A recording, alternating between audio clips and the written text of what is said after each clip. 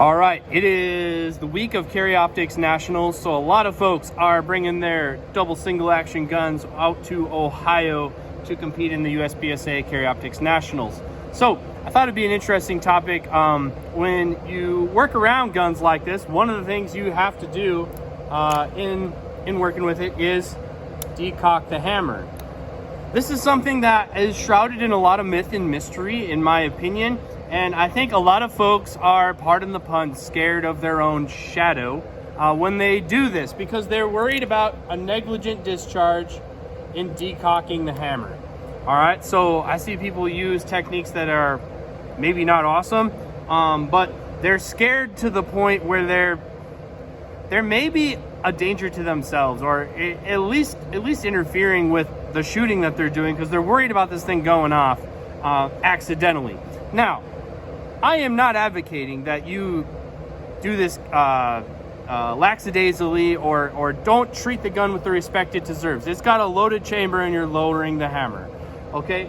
But from a place of knowledge, how much can you actually get away with lowering the hammer? Like how sensitive is it?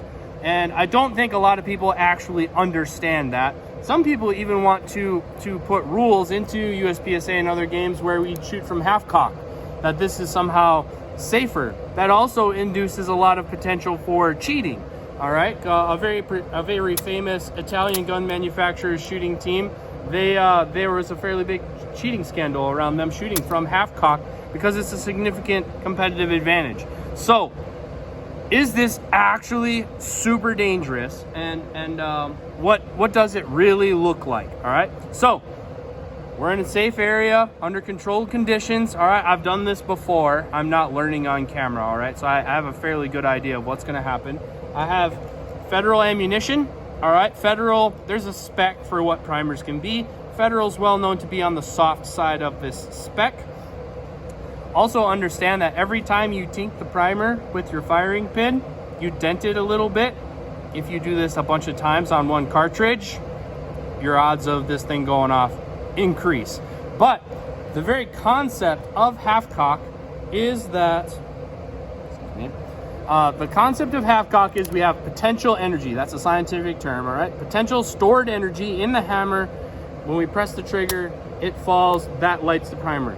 So they put half cock in there from the 1800s, even the 1700s with firearms, so that if your primary sear notch should fail and this falls, it will be caught in a place where it doesn't have enough potential energy to fall. So this could free fall from half cock. If you lower it to half cock and let it go, it will not go off, all right, under its own pressure. So how far do you actually have to lower the hammer to take away enough potential energy that you won't light the primer? And what techniques did you use? A prime example of a risky technique would be this one, because if it slips, the gun goes off, you probably get hit in the thumb, which also not as detrimental as some folks would think, all right? So I would not recommend getting your thumb hit by the slide. It's not gonna send you to the hospital, more than likely. But you don't have very much control of the hammer when you lower it like this. You also don't have very much control of the hammer when you pinch it. So a lot of folks will do the pinch technique, and they kind of get their hands crossed up to where they have too much going on. I use the thumb roll technique, so I put my thumb in here and I roll it out of the way. How far can you let the hammer free fall and it not go off? All right.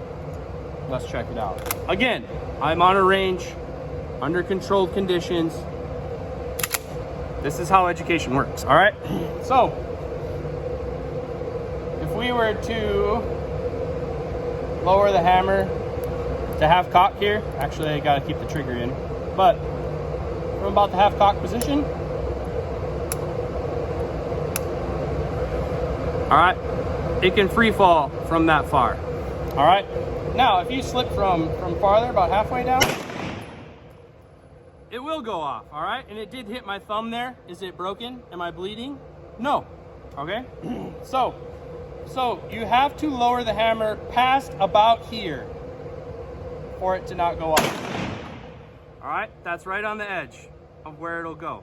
So how do you get it there? How do you get it there? That's the question.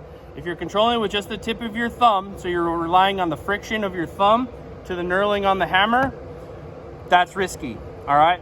So would not recommend that technique, even though that's where a lot of people go, all right? Wouldn't do the pinch either. What I do is I put my thumb in here and I pull the trigger. So you'll see I didn't actually take very much play out of the hammer, but I'm in control of it now with my thumb, not any joints, not any muscles, nothing, all right? I'm physically in the way of the hammer going off, and I take my thumb out of there, all right? Now, how fast can you pull your thumb out of there? That would be a question too, right? So in theory, if you just put your thumb in here and pull it out, a lot of folks get in here really slow. Right there, it's pinching my skin. That's uncomfortable. I have fairly calloused hands. That's uncomfortable. If you have softer hands, probably more so. If you have smaller fingers, probably more so. So a lot of people don't use this technique because it's not comfortable. And they also think that the hammer is free falling, but by the time my thumb is out of here, I'm past half cock, so it's not going to. All right, so I can pull my thumb out of here and it's not going to go off. All right, how fast can I pull my thumb out of there and this thing not go off? That's a valid question too. All right, so almost full cock. Here we go. So you do have to be a little slow, all right? But that's basically from full cock, ripping my thumb out of there, all right? But if I lower it to about half and I pull it out, it's okay, all right? Again, about half. Oil, my thumb just slipped out of there that time, all right? It's about half, pull it out of there. Once you lower it to half cock, you can pull your thumb out of there as fast as you want. And it's gentle, all right? So that's the key here, is that if you have to decock a pistol without a decocking lever, without a firing pin block, and you have to have the trigger pulled like you do on a contemporary pistol, like, or not contemporary, an older style pistol like this, the key is you have to get the hammer at least a half cock and then slip your thumb out of the way. I would say that is the safest, most consistent way to decock this pistol without it going off, all right? So that's the technique that I use. Slip it to about half cock, let it out, and there you go. It's nothing to be scared of. It is something to treat with respect, all right? This is a loaded gun. You are lowering a hammer on a loaded chamber, all right? So treat guns with the respect that they deserve, as if they're loaded, which we would do all the time, but more so now. But don't be afraid of it. Understand how the system works and what it takes to operate it safely. If you live with one of these guns in your life, you owe it to yourself to understand the parameters that you should operate in, all right? So if you have access to safe conditions like this, try it for yourself. It's not magic. I didn't set it up for the camera.